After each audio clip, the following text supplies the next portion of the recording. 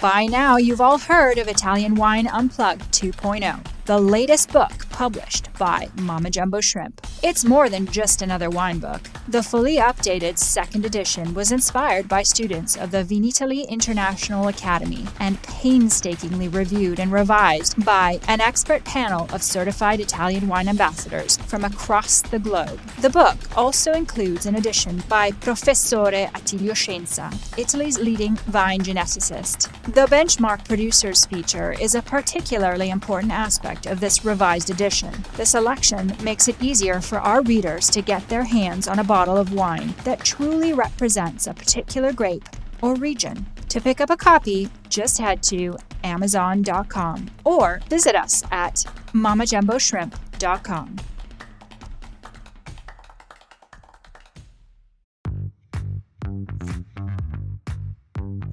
Welcome to this special Italian wine podcast broadcast. This episode is a recording off Clubhouse, the popular drop-in audio chat. This Clubhouse session was taken from the Wine Business Club and Italian Wine Club. Listen in as wine lovers and experts alike engage in some great conversation on a range of topics in wine. If you enjoy listening, please consider donating through ItalianWinePodcast.com. Any amount helps cover equipment, production, and publication costs. And remember to subscribe and rate our show wherever you tune in.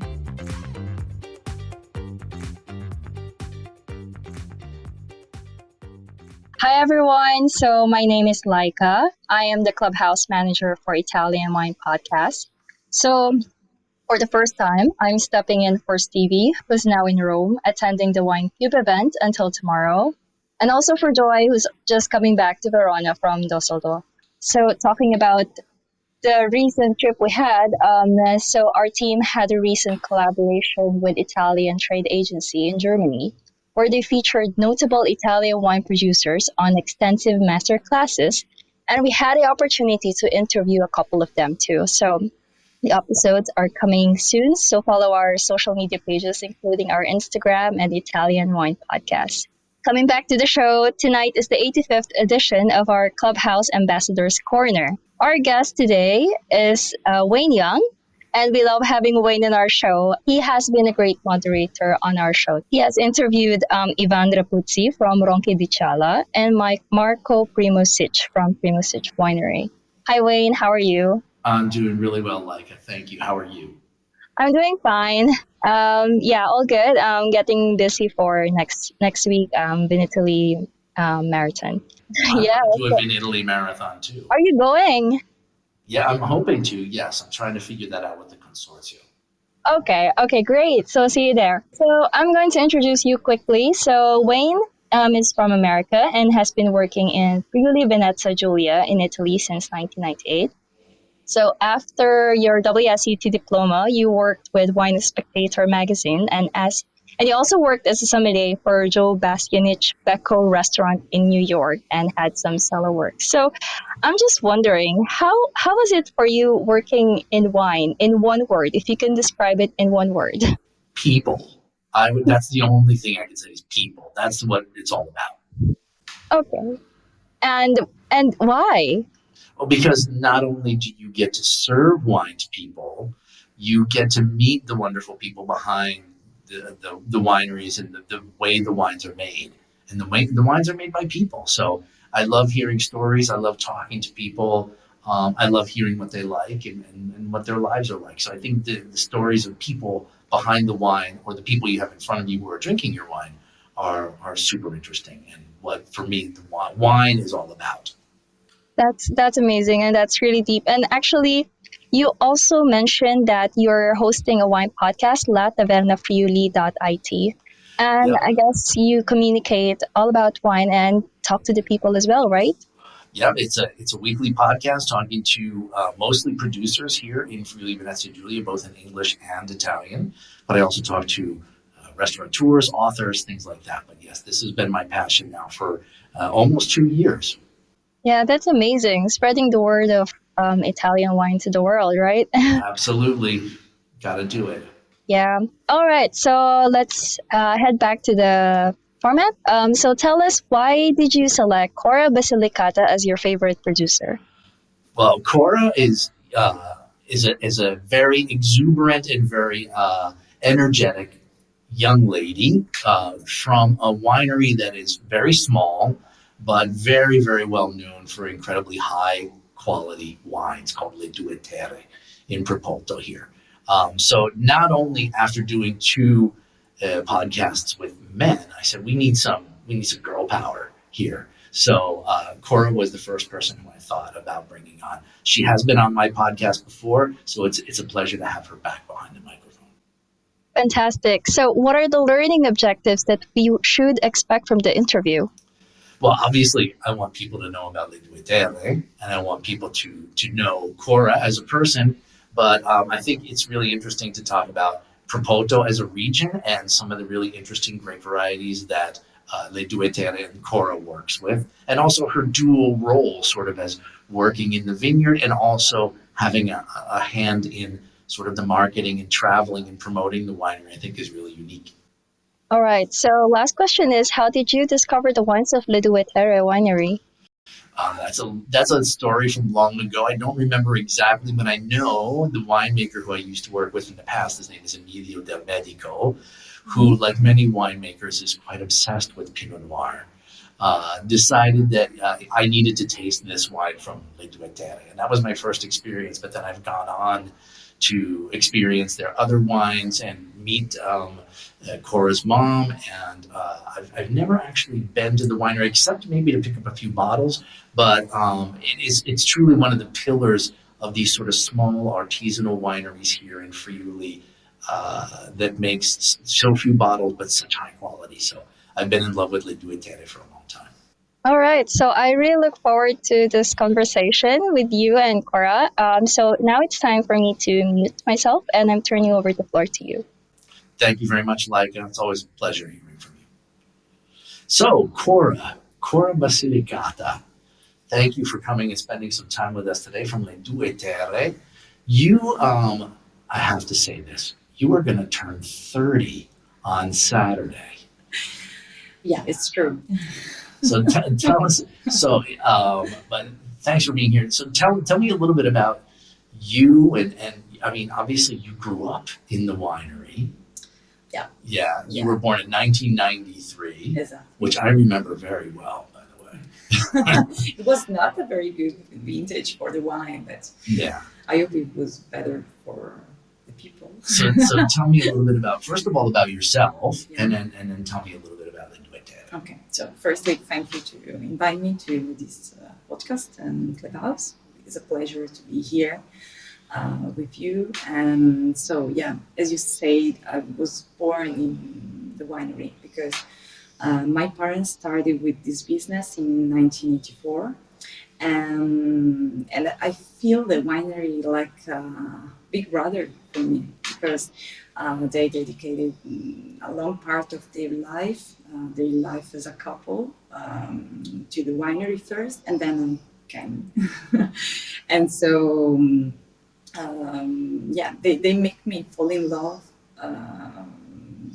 First, yeah, it's difficult to explain this, but from when I was a child, I fall in love with this work, and especially for the wine growing, because you can live it every day of your life in contact with nature, and this is, I think, is amazing. Do you have like your earliest memory of the winery from when you were small?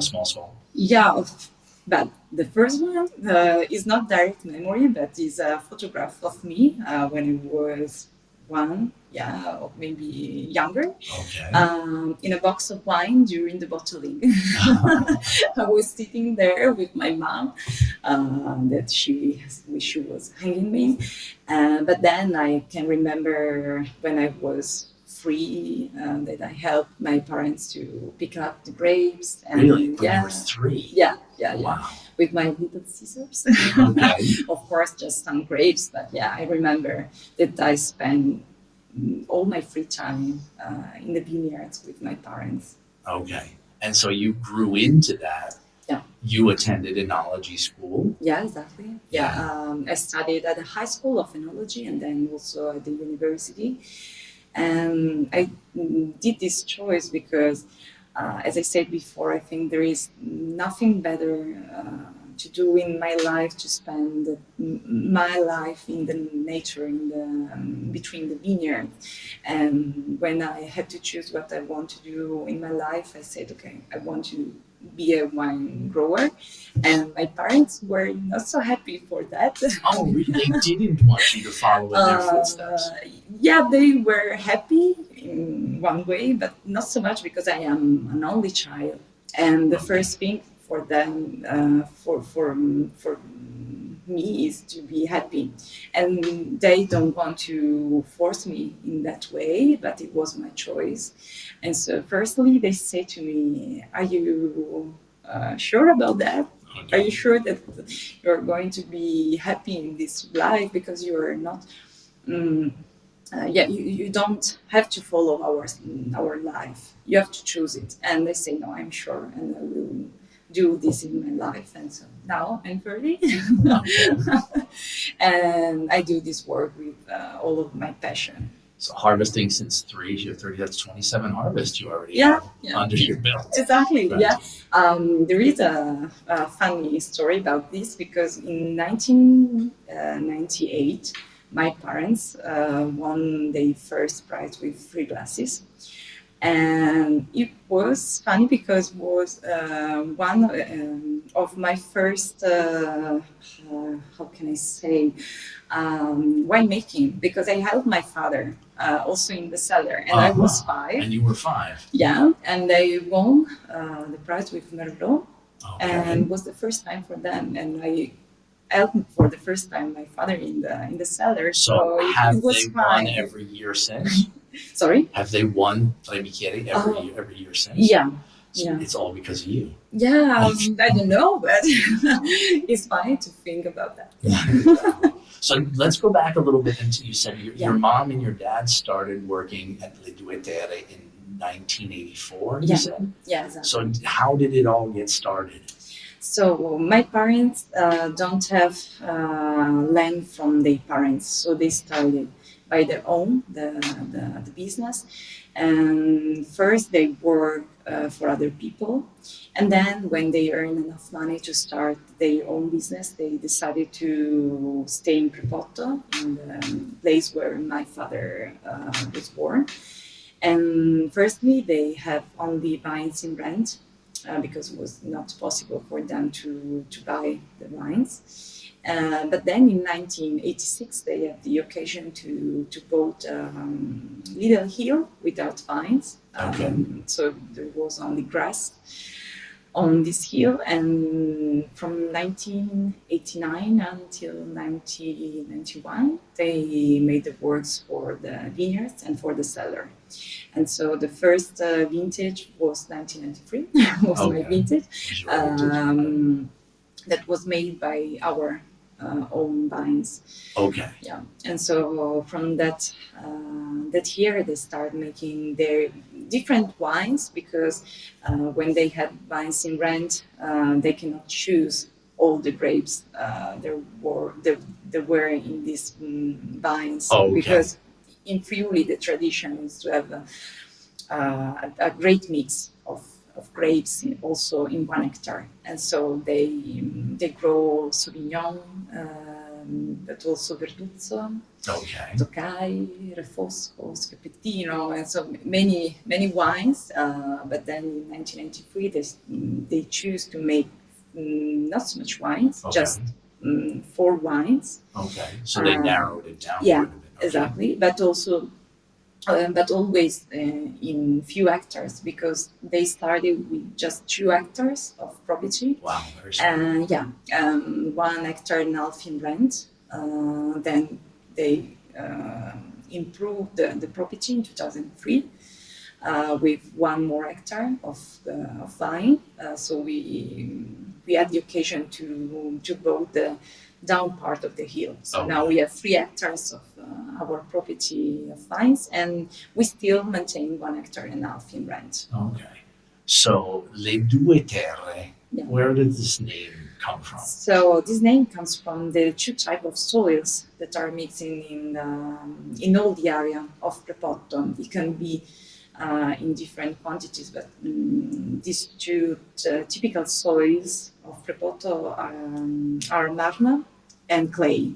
Then if you go in another part of Prepotto that is called Albana, you can find marna and red soils. But marna is always the main soil of our area, and so my parents decided to give this name to their winery as a homage to the place where we grow our wines. So it's calcareous marl, typical ponca, and clay. Clay, yeah. Okay, so these are the two. Yeah. So what's important about these two different types of soils? What do they give to the wines? And one's unique about Prepotto in general. Yeah.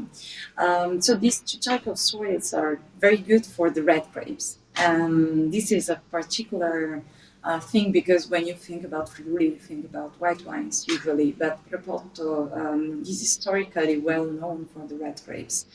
Also, the grandfather of my father made half wines from red grapes and half from white grapes. And so, especially Marna is very good for that because in our hill we have this mix, and where we have the vines from the red grapes, there is more clay on the surface, and then the Marna is in the down layers. Okay. And exactly the opposite is where we have the white grapes and the Pinot Nero grapes. Okay. Yeah. So and in general is Prepotto climatically, is it warmer, cooler? Describe it a little bit, because Prepotto is a very small little town, and you're a small winery in a small town.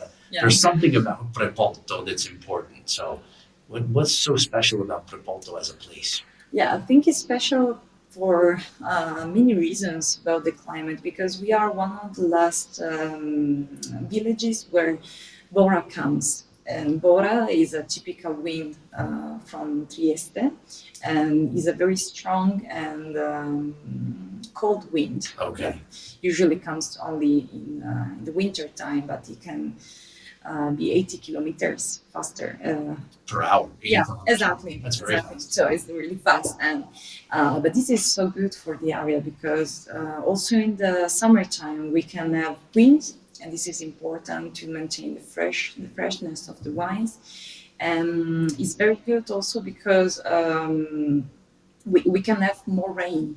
And one time ago, this could be a problem. But now, with the climate change, we are lucky because also on the last summer, we had rain in the right moments. And this is very important now. And then we are in the middle of the Friuli because we have the mountains 1 hour from us and the seaside 40 minutes. Italian Wine Podcast, brought to you by Mama Jumbo Shrimp. From our village. Okay. And also this is important for the microclimate of our area. There's also a little river that runs through Prepotto as well. Exactly. Is that a factor? Does that influence the climate? Not so much because it's a very small river. Yeah, we call it torrente because it's not always full of water. Oh, okay. And so it's so small so that it doesn't give more humidity. Okay. And another very good thing in our area is that during the summertime we had a difference of temperature during the day and the night, and this is so good because we had also 15 degrees of difference between the day and night. That's a lot. Yeah, That's and big. This is very good for the red grapes. So now, because you're talking about you make primarily red wines. Yeah. So what are the wines that you do make? Yeah, and what are the grapes that you grow? Yeah, so on our 5 hectares, we grow 6 different grapes. So only 2 white grapes, and these are Tokai Friulano and Ribolla Gialla that we're using together to make Sacri Sassi Bianco. Okay. Then we have Schioppettino and Refosco, and also these 2 red local grapes are using together to make Sacri Sassi Rosso wine. Okay. And then we had Pinot Nero and Merlot. So these are our grapes. Okay, so you make 2 blended wines. Exactly. and then you make 2 monovarietal red wines. Exactly. Do you make a monovarietal Schiapettino or a monovarietal Yeah. Refosco? In the last years, we start making also Schiapettino in pure. Okay. I said in the last years because from 2002 until 2017, my father made only 5 vintages of this wine. Because usually we stole some grapes to the for Sacrisassi Rosso, and we made just 3 or 5 barrels of this wine. Okay. So very, very small production, more or less 1,000 bottles. But now, with my for my choice, we are going to make Schiapettino every year. So from 2017, there are 5 vintages in our cellar. So this was your decision.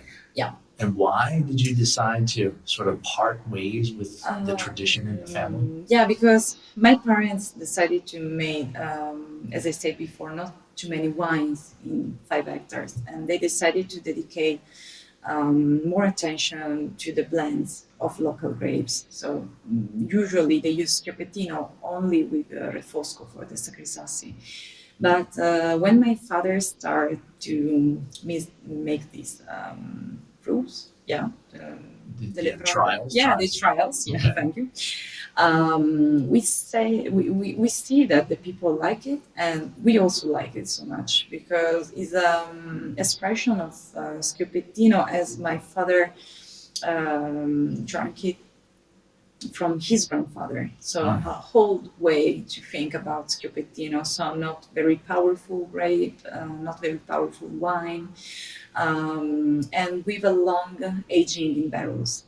And so, before my parents don't believe so much about making Schiapettino pure, but I really like this grape, and I think if we make just 1,000 bottles per year, it will be no problem for Sacrisassi Rosso. That is our most important wine and the wine of our heart. But also make few bottles of Schiapettino. It could be interesting for us and for the people who wants to know better our region and our area. So your 2 most important wines are blended wines. Yeah, exactly. So do you think that this is something important for Friuli in general, that we should be concentrating more on blended wines? Because the trend is very much toward monovarietals. Yeah. But your focus is on blends. Yeah. Tell me a little bit about how you feel about blends. So I think this this decision come from my parents because they always look about the past of our region. Because one time ago, the wine was a blend because our great fathers plant a mix of grapes and they use it all together and they make only a wine, one white wine and one red wine with everything inside. And so when my parents started with their own winery, they decided to dedicate more time about the more important. Sorry, sometimes I lose my English about the blended wines. Also because Friuli is not a very well-known region in the world, and talk about local grapes it could be more difficult because I remember my first travel in US more than 10 years ago. And when I said I come from Friuli, people say, from where? And I always need to say we are 100 kilometers from Venice, in the north from Venice. And they say, okay, now I understand, yeah. And so I think that the decision to make blended wines was to be more strong on the market with local grapes. Because when you exit with Sacrisassi Rosso, you sell Sacrisassi Rosso and not the local grapes. Okay. But in second way, you sell local. You can sell local grapes, and so it's a furbo. I don't know how you can say it. It's a smart way. It's a smart way. It's a smart way to talk about local grapes. Okay. For the world market. Okay. And in the vineyard, you work mostly in the vineyard, or do you work in the cellar, or you do both? For sure, in the vineyards. In the vineyard. Yeah, but also because our wines are made more in the vineyards. Okay. Because we are organic. We are not Okay. certificate, but my parents always believe in the organic agriculture. So they started in 1984 with this type of wine growing. And so when you grow organic grapes, you have to spend more time in the vines. And so this is the reason why I think we made the wine in wine in the vineyards. Yeah, sorry, I forget the right word. And we do as less as possible in the cellar, so only spontaneous fermentation. And after the fermentation, we leave the wine for 22 months, and now for more, also for 30 months in the barrels. Okay. Without touching it. So we just leave it in the barrels. You let it do its own work. Yeah, exactly. Yeah. Do you work solely with wood? Is everything you make? Yeah. Yeah. So everything you make is it exactly. wood But old wood barrels. Old wood. Yeah, okay. and this is barriques. Big barrels. Yeah, we use barrique for the red grapes, and for the red wines. Sorry, and tonneau for the white wines. Okay. Yeah. Okay. Are there any particular challenges to making wine organically in Prepolto? So everything changed now, because I said before, the climate change is true, and we every year see more the effects of this changing. And so when my parents started, it was more difficult, especially for Pinot Noir, because it's an area where rains so much, and Pinot Noir is very delicate about the water. And so it was more difficult until 10 years ago. And now everything changed, and I think it's more easy for us to manage the vineyards. The organic vineyards. And of course, the less it rains, the less you have to go in the vineyards with sprays with sulfur and copper, because these are the only two things we use in the vineyards against the moldy we had. We spend so much time during all the year in the vineyards, because when you make wine in a natural way, you have to pick up perfect grapes. Okay. And the only way to do it in an organic way is to spend more time in the vineyards. So would you consider yourselves a natural winemaker? Yeah, we are.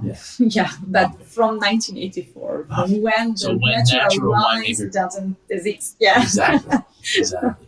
You mentioned the Pinot Noir and how delicate it is. What possessed your parents to plant Pinot Noir in Friuli? Why? Yeah, maybe because... Were you the first? Yeah, one of the first. Yeah, I think for the first to have 1 hectare of Pinot Noir. Instead of just like 3 plants. Yeah, exactly. I think they were crazy because it's a very big challenge to grow Pinot Noir outside from France. And as I said, Friuli is a very rainy region. And it was a challenge because my parents chose to grow 3 French clones, and these means to have a very small grape, very compact, and with more rain. Every year we have botrytis. And so every year, from when I was a child, I heard my father say, "This is going to be the last year of Pinot Noir, and the next year I will take it all out." Yeah, exactly. But now the vines are 30, like me, for each year, and we still continue to grow this grape because we love it, firstly, and this is the reason why my parents decided to plant it.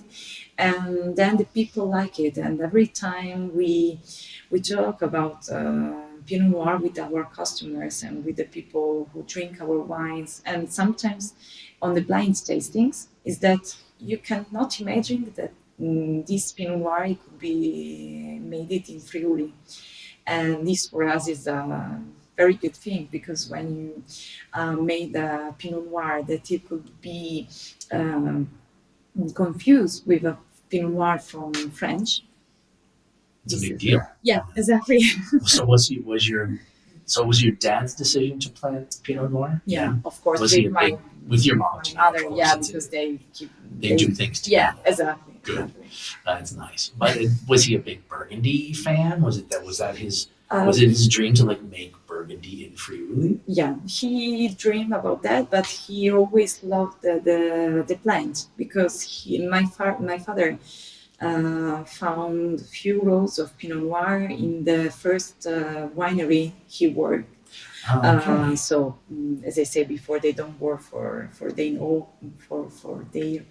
but for the other producers. And when he met this plant, he said, "Wow, it's amazing! One day I want to do a Pinot Noir." And so, did he travel to France to get grape varieties, or no? Because one time ago there was a very small but important fair in Gorizia for the sales for the wine growers, for the not wine growers, but for the I said in Italian, per I produttori di barbatelle. So the nurseries. Yeah, exactly. People who produce baby vines. Yeah. And in this fair, every year came also French producers of the small wines. Okay. And my parents met him, and they started talking about Pinot Noir. And he said, "Okay, tomorrow the fair will be over, and I will come to your winery to see how is your soil, how is the plant Pinot Noir, and we can decide which type of clones are best for your area." And so this old man came, visit our hill, and they talked together with my parents, and he said there are 3 clones good for your soil, for your area. If you want, I can send you the plants, and you can try. Fantastic. And they're still there. Yeah. And they're still there. That's fantastic. So he did a good job. Yeah, a very good job. Yeah. There's one wine that we didn't talk about much, which is the Merlot. Yeah. So is that, was that also sort of similar? Because Merlot is more easy to find in Friuli. Yeah. So was that always an idea to do that, or was that another thing that came through this French connection? Yeah, no, this is another funny story, because Merlot is on a rent vine. Rented vineyard. Yeah, rented vineyard. But when my parents take in rent this land, there was no vineyard on it. They take only the soil. Okay. And the owner of the soil said to my parents, "You have to decide we have to decide together which vine you can plant it." And he said, "For me, you can plant it Merlot or Cabernet Franc, because the first idea of my parents was to plant Schioppettino, but in the 90s Schioppettino was not very good grape to grow, because nobody wants to have it. Okay. And so my parents were in front of a decision, and they said, "Okay, Merlot, I think we think is better for our idea of wine growing, because it's an easy plant to manage, but it could be also good for elegant wines." And so of course they look also to French, but Merlot is more than 40 years ago here in Friuli for the first time, and so we have our own clones from Friuli, and so this is the reason why we produce a few bottles of Merlot. Okay, so you make 5 wines: Sangiovese Bianco e Rosso, exactly, the Schioppettino, the Pinot Noir, and the Merlot. Exactly. Which one is your favorite? So it's difficult, because every wine is like a song for me. Okay. Yeah, but as I said before, I think Sangiovese Rosso is our heart wine, because it represents in the best way our area and our region, and especially Prepotto. And you said that's Scubettino and Rifosco. Exactly. Yeah. Okay. Yeah. So what happens when you put those two grapes together? So it's like a marriage.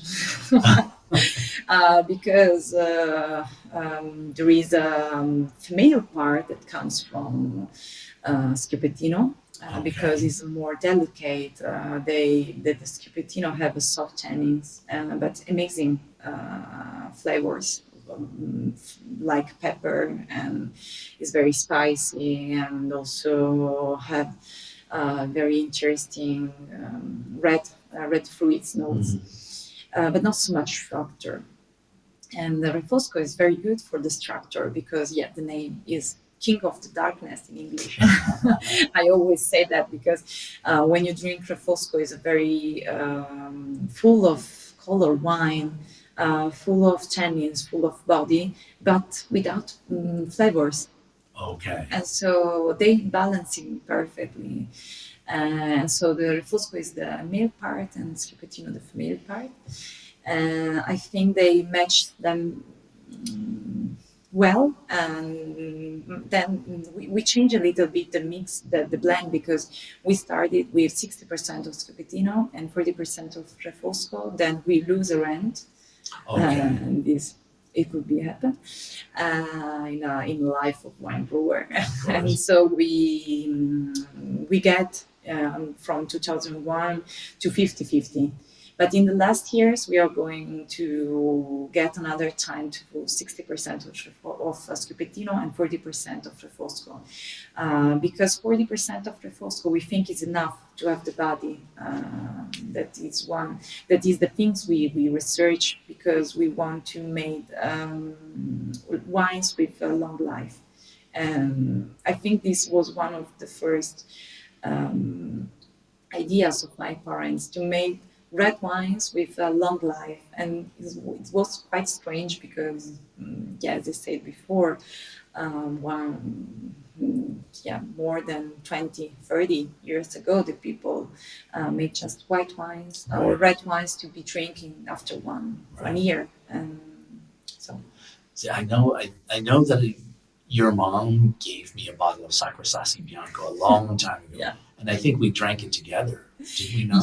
Yeah. We promised one here, more than 1 year ago, to drink it together. So we are going to. I hope we can drink it together. So we're waiting for you in our winery.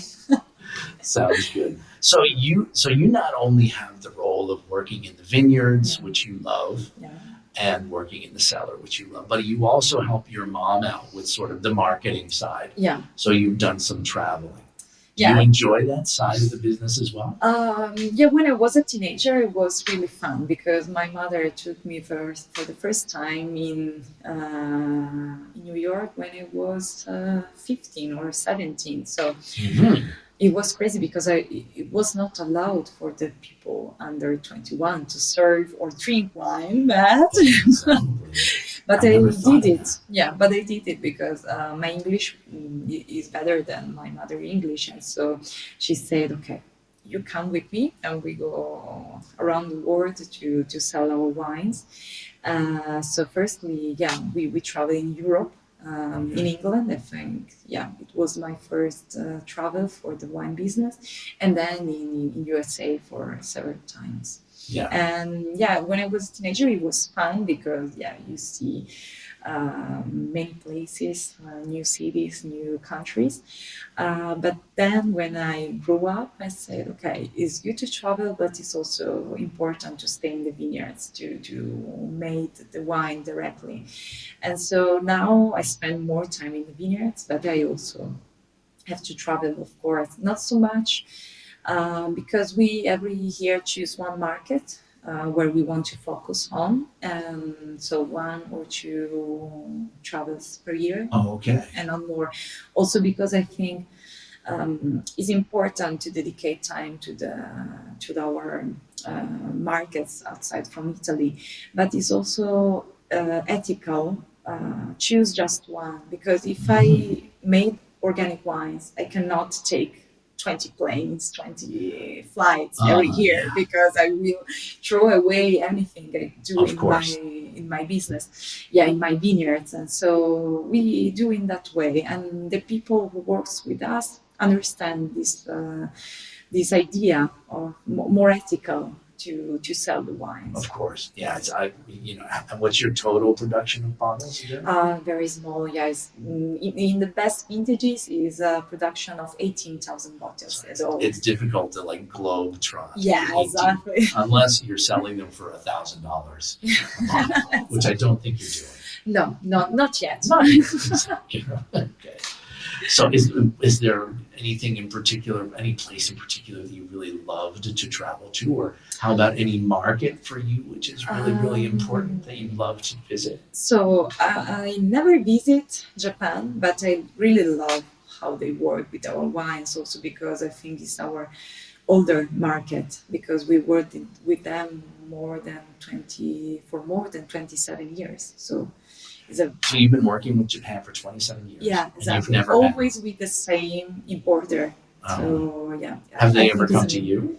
Yeah, we are going to meet them on the next Sunday. Okay. So every year, except during the COVID, they come to visit us every year to taste together the wines, to talk about our winery, our life. And so, and the amazing thing is that now there is the son of the owner. And so the generation still is going on with your the parents are passing down to you, exactly, and they're passing down to his son. Exactly. So I think the Japan market is amazing for that. But I love spend my time also in US because I really love music. And when I have free time, I take my mother to all the record stores. I can do it, and we also visit very nice jazz clubs because we love jazz music. And in US, there is so much to see and to do for the music. Right. If I had to choose the thing that I miss the most about New York City, it's music. Yeah, exactly. Yeah. And it just occurred to me, you're also a bass player. Oh, yeah, I was a bass player. Yeah, I still have it, and sometimes I play just by my own. But I think that after wine there is music, or maybe they are in the same way important for me and for the life of my family. Have any horror stories from traveling? Any really bad experiences from? No funny experience, but not nothing negative. Bad. No, nothing bad. Can you describe something funny that happened to you while traveling? Yeah, I think this is the most funny and tragic things happened to me. We were in New York, and we had a free morning. And we decided to get a taxi to go. I don't remember if we went to a museum or something like that. And my mother had a bag with her, and inside there was anything: our passports, our flight, our tickets. And we were very, principianti. Beginners, travel beginners. And my mom took everything with us, and she forgot this bag on a taxi. In Manhattan. And so when we realized that, we started crying because we said, no, it's not possible. And the funny thing is that after us, this cab was taken by Italian woman. And she was in this private investigation. Una investigatrice privata. Wow. And so she found detective. Private detective. Thank you. And she found this bag, and she looks inside it and found a phone number of our importer, and she called it, and so we found our bag. You're so lucky. Yeah, so much lucky. And I think this is the most strange, funny, and terrible thing happened to us. I think that's a very normal occurrence. I think one time in life. So what about some of your experiences with wine? Have you ever, tell me about like a wine that was really memorable for you? Not your own, You got to give me an experience with wine that you've had that was really memorable for you. This is a difficult question because there are so much memories about that. But one is about my experience outside of my winery. Because when I was 19, yeah, I made harvest in another winery in Tuscany, in Isole Olena. Okay. And for me, it was amazing because I had the occasion to try how winemaking is in a different winery, and I have also the occasion to meet amazing people because the family, the Marchi family, is amazing, and we spend more nights together to drink wines from the 70s Right. from Wow. Isola Elena, and I was so lucky for that. And this is one of my ricordi memories. Yeah, one of my best memories. And then there are so much because my parents are very best friends of one of the most amazing restaurants in Italy that is called Caino. They have two Michelin stars in always in Tuscany. Mm-hmm. And I think I have the occasion to drink amazing wines in their restaurants because they have a cellar of more than 20,000 labels. Wow. Yeah, and so I have the occasion to drink the best French wines and also the best Italian wines with them. And so yeah, it was amazing. So what's in the future for Le Due Terre with Cora Basilicata at the lead, at the helm? What is anything, even dreams that you'd like to realize or something you'd like to change? What do you have in store for your family's winery? So I'm going to say in Italian, and Wayne will translate it for me because I cannot. I think I cannot say it in English. Quindi mi sento una custode del lavoro fatto, dell'azienda fatta dai miei genitori e non una rivoluzionaria. E quindi quello che voglio fare è mantenere il loro lavoro e svilupparlo al meglio delle mie possibilità. So you don't want to revolutionize. You feel like you are a custodian of your parents' work. Exactly. So you don't want to change anything. You just want to carry it forward. Exactly. Okay. This is what I want to do in the future of my business and of my winery. Okay. And so, apart from revolutionizing the winery or changing something, do you have a little sogno nel cassetto? Do you have something, a little dream you would like to realize? Yes and no, but yes. If I have the occasion, I want to buy 1 hectare more and leave the rents, because when you have rents, you are always in the hands of other people, and this is not always good because you feel always not so comfortable. And so, if I have a dream, is to buy 1 hectare of vine and also of soil, and to plant my own vines, and to leave the rents. So always maintain the 5 or 4 hectares. So I don't want to grow more. Don't want to get bigger? No. So I want to be small, but with more quality of my wines. Okay. So, and no ideas making new wines or no, creating something new? No, the Schipettino is my wine. Yeah, that's right. And so, I want to, exactly. And so I want to make it better and better. And you also designed the label. Yeah, exactly. For the Schipettino. Yeah, when I was 6. No. Yeah. You drew the label when you were 6 years old. Exactly. Yeah. Wow. Yeah. And was that the same time that it was planted? No. Oh, no. It was planted before. It was planted before, but I made this draw because my parents won the prize of Tradichieri. Okay. And this is the reason why there are these 3 classes with the 3 senses that are using for taste and enjoying wine.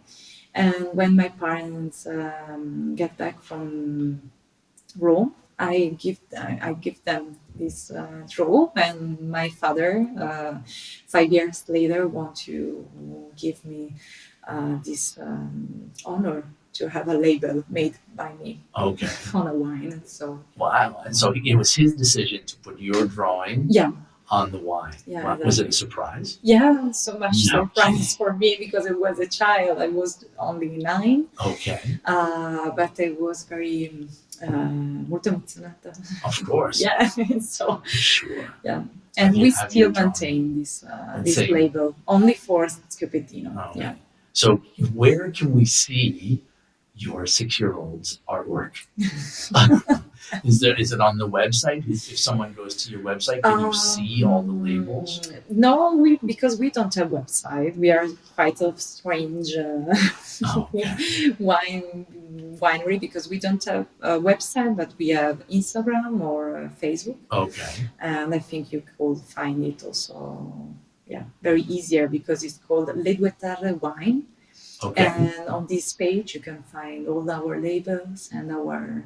On your Instagram or on your Facebook? In both. In both. Le Due Terre Wine is the name of Instagram page. Okay. Yeah. And so the same thing. So you just have. Yeah, exactly. Okay. So I was going to point people towards your website, but Facebook and Instagram are just fine. Yeah. But I think I will going to do the website this year. You're going to do a website this year? Yeah. Oh, okay. We need very simple one, but I think we need. Yeah, it's time. It's a repository of information. Yeah, exactly. People need to download text sheets or whatever. Exactly. Do that yeah. Do you get a lot of visitors at the winery? You get a lot of people coming to visit you? Yes and no, because we are just in free, and so we work by our own the winery, and so it's difficult for us to leave the work. So you're literally just the three of you, your mom and your dad. Exactly. Yeah. Wow. That's it. Yeah. So there is so much work. Okay. But yeah, we every year the visits from our sellers all the world. So your distributors. From our distributors, and sometimes also from people that love our wines from Italy, but also from the other countries. So the amount of wine that you sell out of the cellar door is quite low. Yeah, exactly. Yeah, mostly we sell wines to restaurants all over the world. Yeah. Okay. Do you also have a good market here at home in Friuli? Yeah, very good market. Yeah. But I think we sell the 50% of our production in Italy and the 50% in all the world, from, as I said before, Japan, Europe, US, and also Australia. Okay. But yeah, Friuli is one of our most important markets. Almost on 18,000 bottles. Yeah, that's fantastic. Yeah. All right. Well, we're getting towards the end of our time here. Laika, I don't know if we have any other questions coming in. Maybe somebody wants to go, or maybe you have a question for Cora. Well, okay. First, there are no questions from the audience here in the chat. But then, guys, if you have any questions, you can raise your hand, send us a wave, and we'll put you up on stage. All right, Andre has a question. All right. I'll put him up. Hi, Andre. Hello, Andre. Hello. Okay, could you unmute yourself so I can hear you? Yeah, Andre, unmute. He's our Italian wine ambassador. Okay. Where is Andre from? He's from. I'm not sure if are you still in Latvia, Andre? Andre's having a hard time. Okay, I can't unmute him as well, technically. Andre, could you unmute? Oh, so, hi! Hey, hello. Yes, I forgot to push the button. Sorry. Okay, do you have any question for Cora? So yeah, I'm Andre. I'm from Riga, Latvia. I'm Italian wine ambassador. And my question, you mentioned about global warming, and you mentioned Pinot Noir, that it's much easier. But speaking about Schioppettino, which is relatively late ripening and late harvesting variety, and especially you're from the north of Italy, so it's, let's say, cool climate. So the question is it more potential for making a good 100% Schiappettino for future science because of global warming, let's say. Okay, so as I said before, yes, Schiappettino is typical, I think, only for Friuli, yeah, and especially from Repotto. And one time ago, the people don't want to grow this grape anymore because it was difficult to reach the good ripening because, as you say, it is a late ripening grape. Yeah, this change with this climate change, it could be good for the late ripening grapes because they can ripening before. Of course, I am not a promoter of this disaster, but when you have to fight with this problem, you have to take the occasions. And so I think we are going to grow Schioppettino as is possible because we love this grape, but we also love Refosco, and so I think we are going to make always the blend together because Refosco is an important part of our Sacri Sassi Rosso, and I think it could be not the same wine without this part, and so for sure we are going to do all the two wines, Schioppettino Pure and Sacri Sassi Rosso, and I think Schioppettino it will be very interesting for the future because it will be more easy to reach the good ripening and to reach the best way to do this wine. Is that clear for you, Andre? Yeah, I hope to be. Yeah. Thanks. This is the only question that I always think about because many of producers, let's say, last decade use a cemento method, and this is really understandable if you don't have a possibility to get a really great ripeness. You use this cemento method, of course. But now, without this method, you can produce a really good wine, and there's a, let's say, Yeah, good future for this. I think it's now we're in a period where a lot of these places, Propolto maybe was one of them, that were kind of marginal, Yeah. Have become much more viable and much less difficult for certain grape varieties because it's been warmer. Yeah. All right, so we're actually running out of time. So I wanted to end this interview right now, and so thank you so much, Wayne and Cora. That was a great conversation, and I really enjoyed listening to it. So yeah, just a reminder that this live interview is recorded, and we're going to put it up on Thursday slot, so possibly I think around April 6th. So, but then don't worry. We don't have so much people in the audience, but our Clubhouse Ambassadors Corner has been the most listened show on Italian Wine Podcast. So thanks for your support.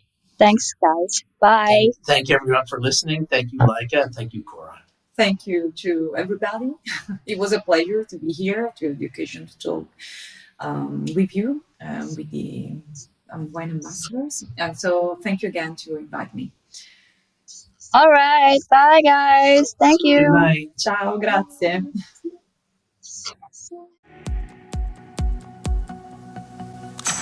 Listen to the Italian Wine Podcast wherever you get your podcasts. We're on SoundCloud, Apple Podcasts, Spotify, Himalaya FM, and more. Don't forget to subscribe and rate the show. If you enjoy listening, please consider donating through ItalianWinePodcast.com. Any amount helps cover equipment, production, and publication costs. Until next time, cin cin.